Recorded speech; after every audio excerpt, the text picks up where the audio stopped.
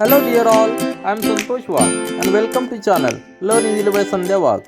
In this video, we are going to solve the remaining questions, that is questions from 10 to 13 of Miscellaneous exercise 2 class 8 mathematics. During the video, I will try to strengthen your concepts about the different topics related to questions. So, let's start our video. See the question number 10 of Miscellaneous exercise 2 for class 8 mathematics. Question number 10 is given, complete the activity according to the given steps, and these steps are given and some questions are asked. So what is asked? Draw rhombus ABCD, draw diagonal AC. To draw rhombus ABCD means to draw a parallelogram. Special rhombus is a special parallelogram which all sides are equal, and also property of rhombus is diagonal bisect each other at right angle and opposite angles are equal. So these are the properties of rhombus and we have to draw this rhombus ABCD. Now I will tell you a basic method. As said earlier, all sides of rhombus are equal, so we need one side of rhombus dimension and diagonal one diagonal side, so that we can draw the rhombus. So let's consider any dimension for the rhombus. Now let's consider the 4 centimeter diagonal of that rhombus.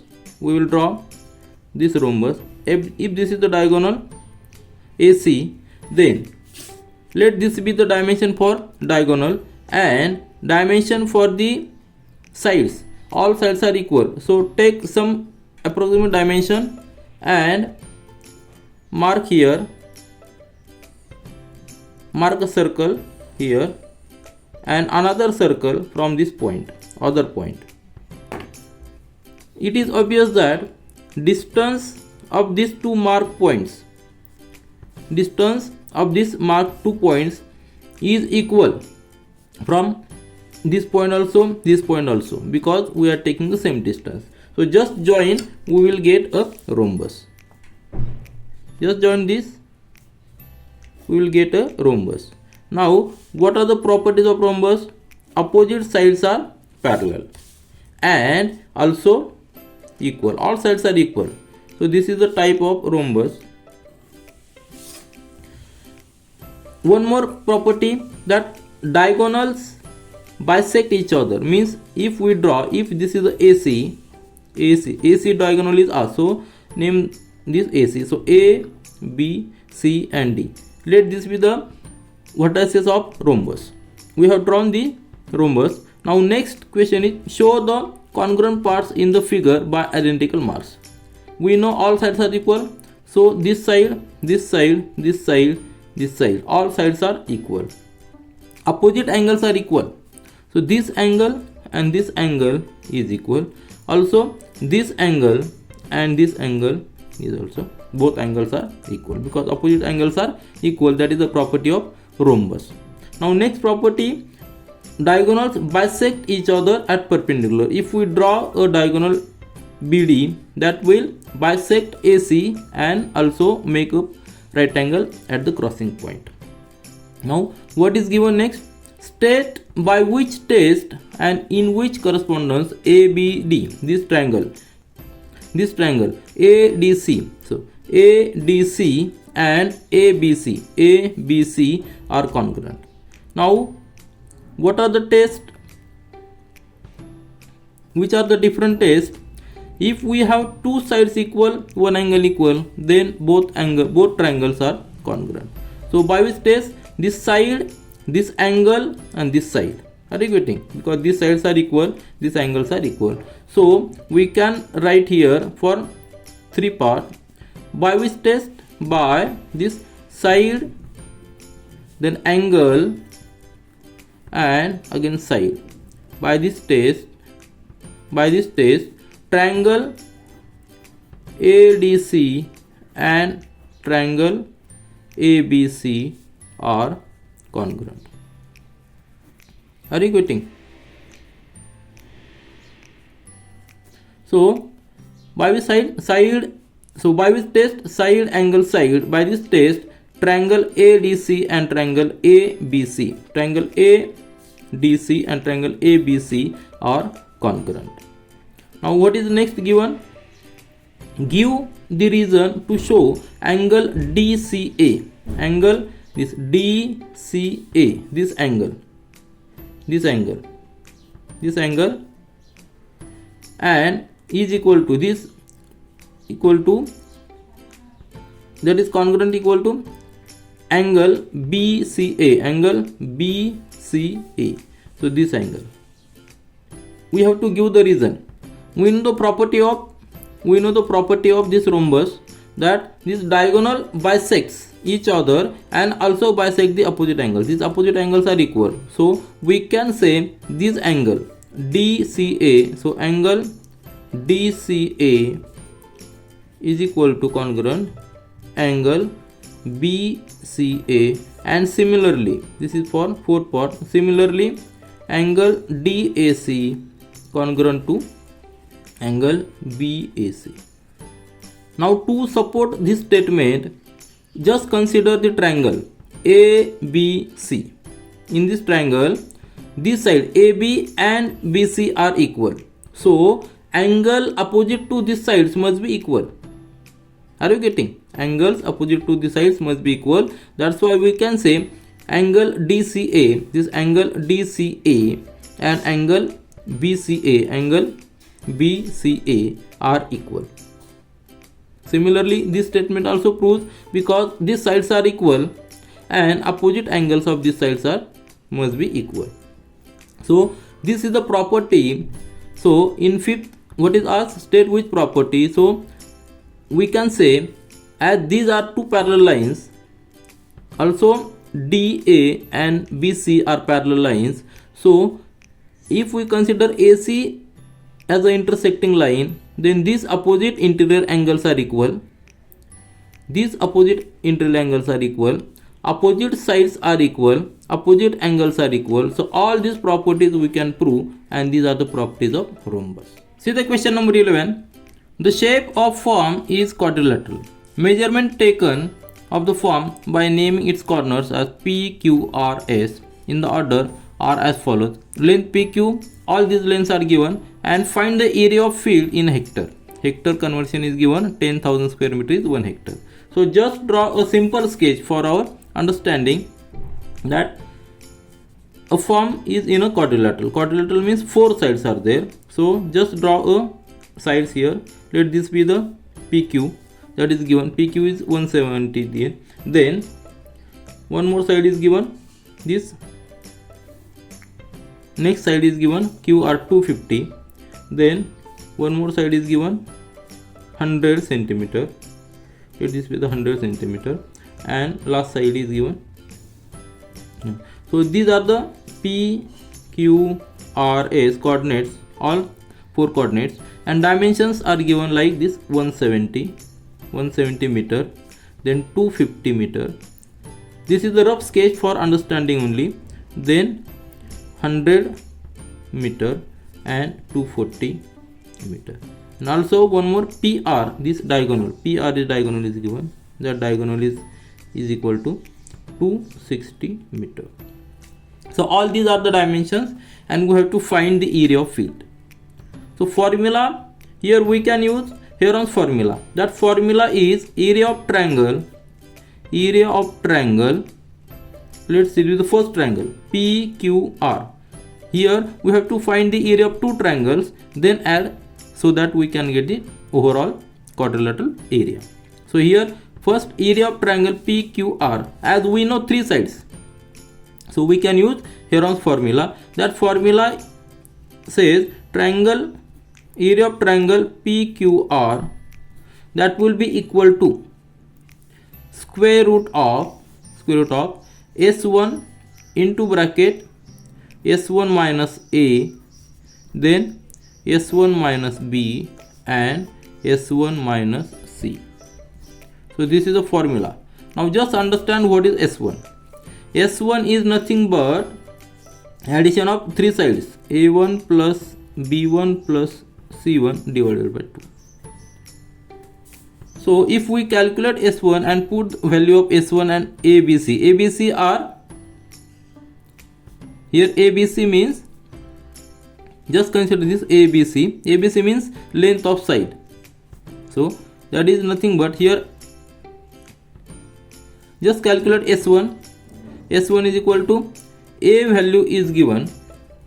Consider this PQ, that 170, then B1 as 250 and C1 as 260, because these are the three sides of this triangle PQR. Divided by 2, if we add this, we will get here 680. 680 divided by 2, that is 340. We got the value of S1 as 340. Now just put this value and length side in this formula. We will get A1, that is area. Yes, we will get A1, area of triangle PQR. Put these values in this formula. First S1 is 340. In the bracket, 340 minus A is here 170 we consider, then 340 minus 250 and 340 minus 260. Now though it looks like a very big calculation, it is very simple. I will tell you and just do watch this carefully. Here I will give a small tips. Here I am going to tips to make our calculation easy. Just watch. In the square root 340 as it is, or we can write 340 as 170 into 2. You will get why I am writing 170 into 2. Then in the bracket 340 minus 170 is nothing but 170. Are you getting? So there is 170, so here is also 170. So 170 number we can take outside the bracket, because outside the square root, because it is square root. Then in the next bracket 340 minus 250, that becomes 50 plus 40, 90, and here 340 minus 260, that is 80. Now what should be our aim? As it is the square root, try to make pair of numbers so that we can take one number outside the square root. Now further see here, what will be the calculation in the square root of this 170 into 170, then this 2, then 90 can be written as 3 into 3 into 10. Are you getting? 3 into 3 into 10. Now we got two numbers 3. So we can take one number outside the square root. Then 80 can be written as 2 into 4 into 10. So here is 110, here is 110, here is 2, here is 2, and 4 is already a perfect square. So just group here and we can take the outside the square root. This 170 into 170, then this 3 and 3, 3 and 3, then this 10 and 10, 10 and 10, then this 2 into 2 is 4, and this 4. Are you getting? Now we got all the pairs, so we can take each single number outside the square root and square root will automatically be solved. So this 170 into 3 into 10 into 4. So just take the calculation. 170 into 3 into 12 plus 10, 120, isn't it? 120. Take multiplication, so we will get here A1 is equal to this 20 as it is 20, 12 into 17 into 12, that is here 4 and here 20. So we got value A1, area of triangle 20,400, and unit will be meter square. Now remaining part is to calculate the value of area of triangle PRS. So similarly we will use the same formula and same rule for calculating the area of this triangle, because here also we have three sides length. So we will use again here Heron's formula. Which formula? I will write here Heron's formula. Now see the B part of this question. we have to calculate the area of triangle PRS, and we will use the same formula, that is Heron's formula, and formula is nothing but in the square of, formula is same. Here we will use S2 in the bracket, S2 minus A1, then S2 minus B1, B2, and S2 minus C2, where S2 is equal to this A2 plus B2 plus C2 divided by 2. And now values of these sides A, B, C, these are, just C side is 240, then 260 plus 100 divided by 2. So we will get here S2 is equal to 240, 265, 100 plus 600 divided by 2, that is we are getting S as 300, S2 as 300. Now put this value of S2 in this formula, we will get area of this triangle, area of triangle PRS, that is equal to, in the square root of, S2 is 300, in the bracket 300 minus 240, then 300 minus 260, and 300 minus 100. Again we will use the same technique. We will make the group of equal numbers so that our calculation becomes easy. So 300 into 300 minus 240, that is 60. 60 into 40 into 200, and that is equal to square root of 300 can be written as 3 into 100, 60 can be written as 2 into 3 into 10, then 40 can be written as 2 into 2 into 10, and this 200 can be written as 2 into 100. Now just make the pairs. We will get here in the square root of this 3 and 3 is pair, 3 into 3, then this 100 and this 100 is pair, so 100 into 100, this 2, this 2, this 2, this 2, means there are 4 2's, means 4 into 4, isn't it? 4 into 4, then this 10 and this 10 is pair. So all numbers are covered. So we can take outside the bracket, outside the square root. So here we will get 3 into 100 into 4 into 10, isn't it? 3 into 100 into 4 into 10, and that value goes to 4 into 3 12, and this 1230. Unit will be meter square. So we got A2. A2 is equal to 12,000 meter square area. In the first part, we got the area A1 as 20,400. So just see here. Now total area will be, total area of this quadrilateral will be A1 plus A2, that is equal to 20,400 plus this 12,000, that is equal to 32,400, and unit is meter square. But what is asked? Calculate area in hectare, and we know 1 hectare is equal to 10,000 square meter. So if we convert it, if we divide it by 10,000, area will be 3.24 in hectare. So this is our final answer. Area of this given quadrilateral is 3.24 hectare. See the question number 12.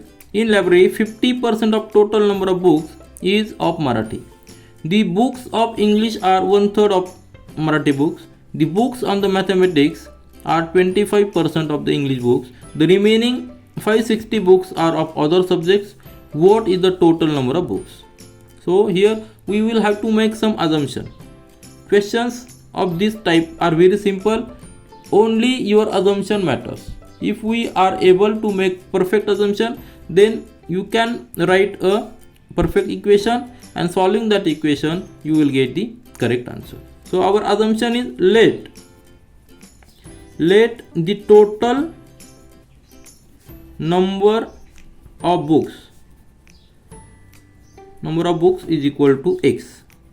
See carefully, here we have considered total number of books as x. Then from the first statement, in library 50% of total books is Marathi. So Marathi books will be, see here, Marathi books will be, that will be equal to 50% of x is nothing but x upon 2, isn't it? So Marathi books are x upon 2. Then the books of English are 1/3 of Marathi books. Now Marathi books are x by 2. So English books are, so English books are 1/3 of this. So 1/3 into x by 2. Now just see carefully, Marathi books are x upon 2 because total books are x. Marathi books are 50% of total books, that is x by 2, and English books are 1/3 of this Marathi books, so that is x upon 6. We are converting all books numbers in terms of this x. Now next is given books on mathematics are 25% of English books. So mathematics books are, so mathematics books will be 25% of this x upon 6. 25% means 1/4. So 1/4 into x upon 6, that is equal to x upon 24. Again we have converted mathematics books number in terms of x, that is total number of books. Then last statement is given, the remaining 560 books are of the other subjects. So other subject book, so other subject books are 560, isn't it? Other books are 560 numbers. But we can also calculate other books in terms of x. How we can calculate? If there are total x books, there are x books, if we subtract all these books, remain all these 3 types of books from x, we will get other books. So in other words, we can write, if total are x, then just subtract the 3 types of books. Marathi books, that is x upon 2, then English books, that is x upon 6, and mathematics books x upon 24. If we subtract these 3 types of books from total books, we will get other books, and quantity is given 560. So this is the equation. It is important part of this solution. How to derive this equation? It is very important. Once we get this equation, then it is very easy to calculate the value of x. Now just solve it. It is a simple mathematical calculation. Take common here 24. So we will get here. Now take base as a 24. We will get here 24. Multiply this by 24 because here base is 1. So 24x, then minus in the bracket, here base is 2. So to make here 24, we must multiply by 12. So here will be 12x, then here plus, here will be 6 for the 4x, here will be 4x, and here will be only x because already base is 24. So solve this bracket, we will get here 560 as it is.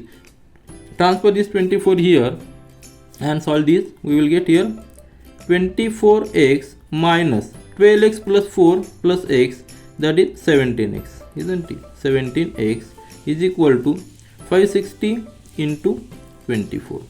Then 24 minus 17 is nothing but 7x. 7x is equal to 560 into 24. Now see the further calculation. X is equal to this 560 into 24. This 7 will be in division because we are changing the side. So x is equal to 7 on the 7, 7 8 the 56, 80 into 24, that is 24 into 8 is nothing but 192, 0 as it is. So we got the value of x and we have already assumed, let the total number of books is equal to x. So total number of books in the library must be 1920 numbers. So this is our answer. See the last question of this exercise, question number 13. Divide the polynomial 6x raised to cube plus 11x square minus 10x minus 7 by the binomial 2x plus 1. Write the question and remainder. So a very simple method. Just take this in this format, and this polynomial is 6x raised to 3 plus 11x square minus 10x minus 7, and we have to divide it by binomial, that is 2x plus 1. Our procedure is simple. Just consider the first term, that is 6x cube. To cancel this with this 2x plus 1, we must multiply this by 3 and x square, isn't it? So if we multiply this 3x square, we will get 6x cube as the first term, and we can cancel it. So multiply this binomial with the 3x square.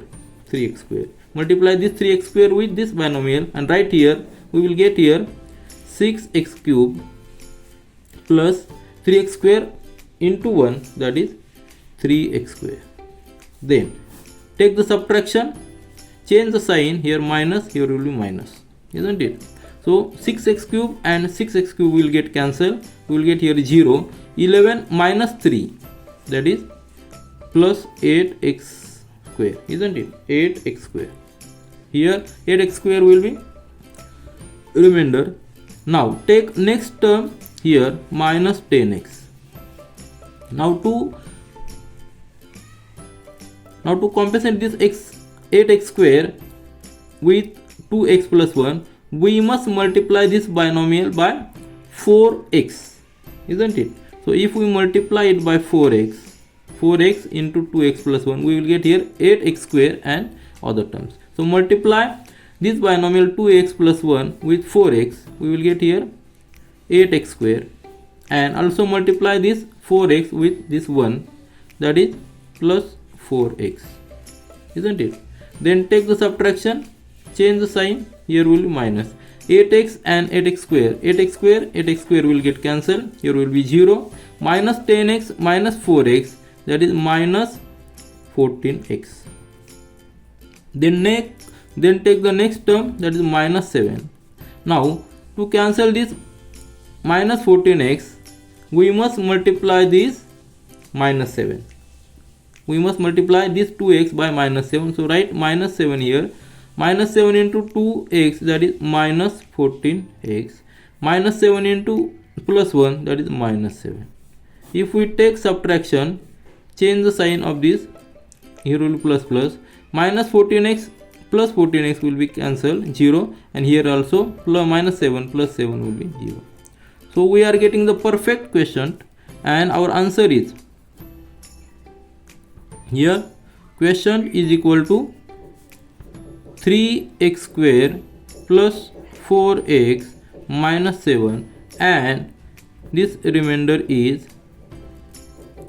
equal to 0. This is all for this video. Thank you.